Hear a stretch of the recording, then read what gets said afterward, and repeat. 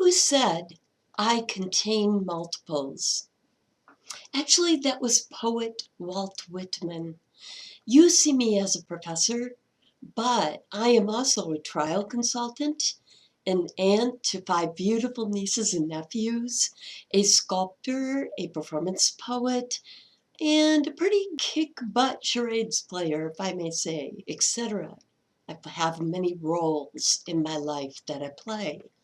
Patty Linville has shown that as long as we keep these multiple selves separate from each other, compartmentalized, so to speak, then the more the better for mental health, in that they can buffer in times of stress. Of course, Linville's theory of multiple selves is very different from multiple personality disorder, right? MPD, or more technically called DID, right? Dissociative identity disorder, involves a lack of shared memory between selves and is dysfunctional. On the other hand, Linville's multiple selves refer to different roles you play in your life. Remember, Linville has shown that having many separate, non-overlapping selves can be beneficial by buffering stress. What she means by non-overlapping is that, when I go to sculpt, I don't do this with all my professor friends, right? This is a different group. Same thing when I go to visit my nieces and nephews. My sculptor friends and my professor colleagues are generally not in that environment. So they are non-overlapping, separate, multiple selves for the most part. And again, Linville has shown that having many separate non-overlapping selves can be beneficial by buffering stress. So compare my multiple self situation to the situation here on the right of having only one basic identity of professor. Now, assume I lost my job. In which case would my life be the most devastated? Clearly, that would be if I only had the professor role, right? Because that would be my whole life. So Linville has shown that having non-overlapping multiple selves can help to buffer stress in this way. Our next topic is self-regulation. Our ability to self-regulate is fairly consistent from childhood through adulthood. Walter Mischel did a famous and classic marshmallow study at Stanford way back in 1972, and he used 4-year-olds. He offered them a marshmallow and told them they could have it now, or if they could wait several minutes without eating it, they could have 2. As you can imagine, some grabbed it on the spot, but some were able to hold off and actually get the 2. He then followed them up as adults and found that those who had the ability to wait, to self-regulate, were more likely to be successful in school, to be motivated and emotionally intelligent.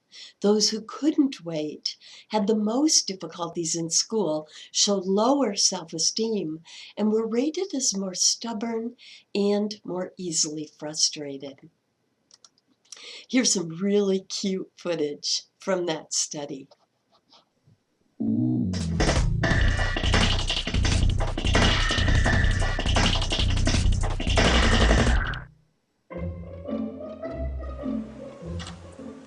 Okay, sit in that chair. Alright, here's the deal. Marshmallow, for you. You can either wait, and I'll give you another one if you wait, or you can eat it now. When I come back, I'll give you another one, so then you'll have 2.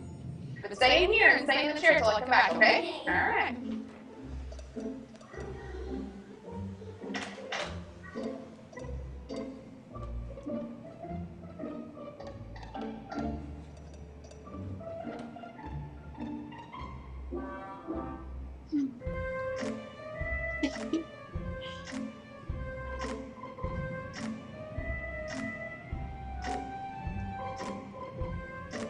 I'm gonna go do something and I'll come back.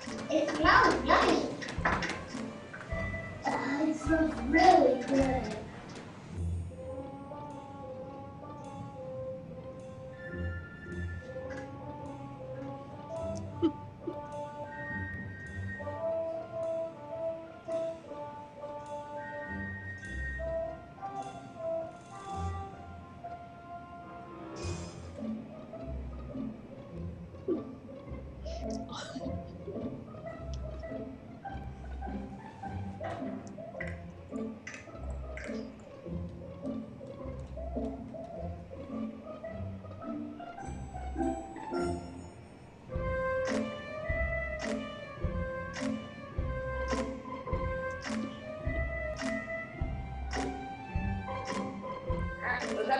have it now or you can wait.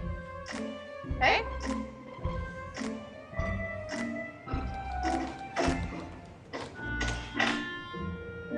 I'll be back. Stay in the chair, okay? Okay.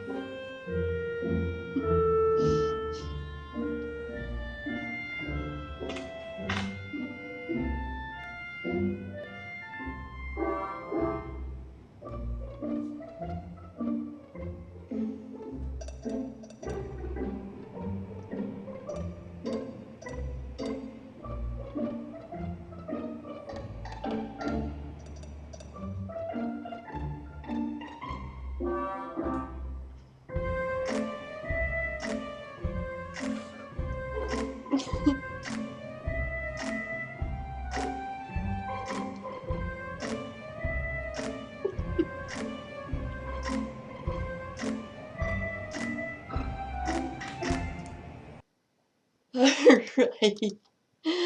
So many studies have shown that self-regulation is actually a limited resource. So after people exert self-control in one task, their capacity for self-regulation is weakened. In one study, the dieter study, dieters were shown a video well in arm's reach of these wonderful, really tempting snacks. Things like Skittles, M&Ms, Doritos, in arm's reach. So that was called the high temptation condition. Or in the other group, they were shown the video while they were 10 feet away from the snacks. So that would be the low temptation condition. Afterward, they were taken next door for an ice cream taste test.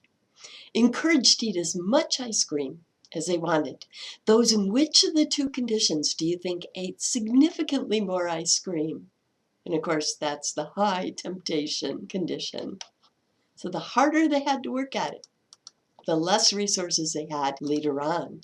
Exerting self-control is psychologically taxing.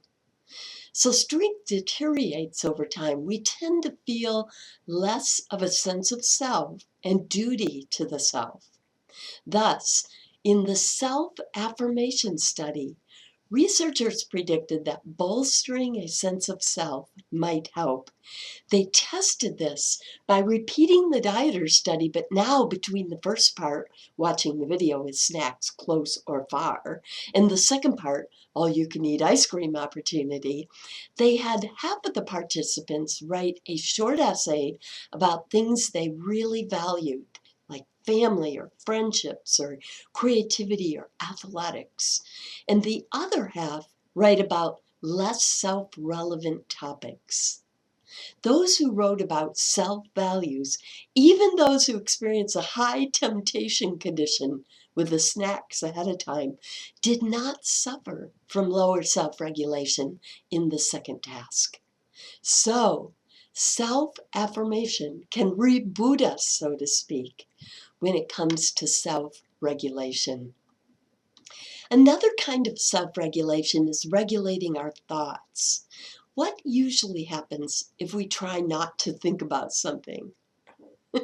If we're on a diet and trying not to think about food, what is the only thing we can think about? Food. If our relationship broke up and we're trying not to think of that person, he or she is all we can think about. If we suffer an injustice in life, maybe you're unjustly fired from a job, we often lose sleep because we can't stop thinking about it. Daniel Wagner was the first researcher to systematically show the hypervigilance of unwanted thoughts in his white bear study. The hypervigilance of unwanted thoughts. So if you were a participant in the experimental group of the white bear study, you would show up at the lab, a small room, and seated alone at a small table with a little service bell in front of you, the kind that you ring, tap on the top, oftentimes for service. You would be told that the researcher would be leaving the room, and your job was just to think for the 15-minute session. You would be told that you could think about this or that or this or that, a whole list of things, or anything else you wanted to think about. but that you should not think about white bears. You've been told that you should have two equally important goals here. One, try not to think about white bears, but just as importantly, two, if you do, report it each time by ringing the bell. The control group participants were told the same thing, except that white bears were included on their list of things that they could think about. They were just told that each time, if and when they happened to think about white bears, to ring the bell. So which group do you think rang the living tar out of the bell compared to the other? Obviously, the ones who were told that they could not think about white bears. In further research, Wagner found that a simple advanced plan helps significantly.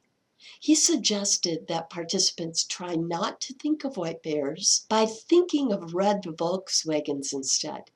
And this helps significantly, just having this plan in place and knowing what to do. Likewise, thinking too much can mess up professional basketball players' free shots. Simply trying not to think about it can really backfire. But sports psychologists have found that a simple advanced plan, such as thinking about something totally unrelated, like maybe your kids, really helps. Likewise, if you're suffering from insomnia because of an injustice in life, set up a plan in advance. For instance, you might have some books you've always wanted to read but never had the time. Have them ready on your nightstand or something else that you enjoy doing. Don't fight the insomnia. That's the worst thing you can do, right? Realize that you're not going to sleep anyway, so you might as well enjoy that time. The trick here is an advanced plan, an advanced one. You're not in a good condition to come up with a plan when you're in the middle of making that free shot or upset at nighttime.